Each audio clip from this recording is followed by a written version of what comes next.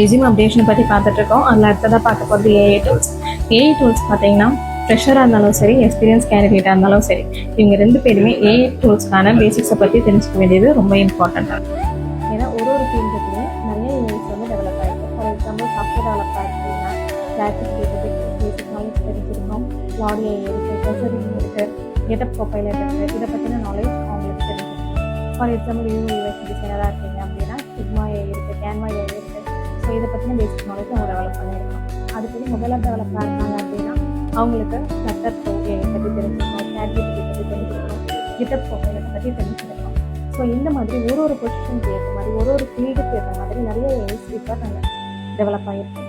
So அதுக்கான basic knowledge பற்றி தெரிஞ்சிருக்கணும்.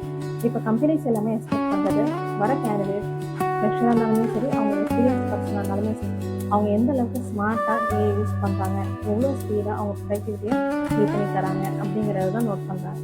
ஸோ எந்த பொசிஷன் நீங்கள் சூஸ் பண்ணுறீங்களோ அதை பேஸ் பண்ணி இருக்கிற ஏஐஸ் பற்றின பேசிக் நாலேஜை டெவலப் பண்ணிப்பாங்க. எப்படி ப்ராம்ப்ட் பண்ணுறது, இது கூட எப்படி கம்யூனிகேட் பண்ணுறது, அது மூலயமா எப்படி கோட் டெவலப் பண்ணுறது அப்படிங்கிற பேசிக் நாலேஜ் நீங்கள் டெவலப் பண்ணிட்டீங்கன்னா அது உங்களோட ரெஸ்யூமில் ஒரு அடிஷ்னல் பாயிண்ட்டாக ஆட் ஆகும். தேங்க்யூ.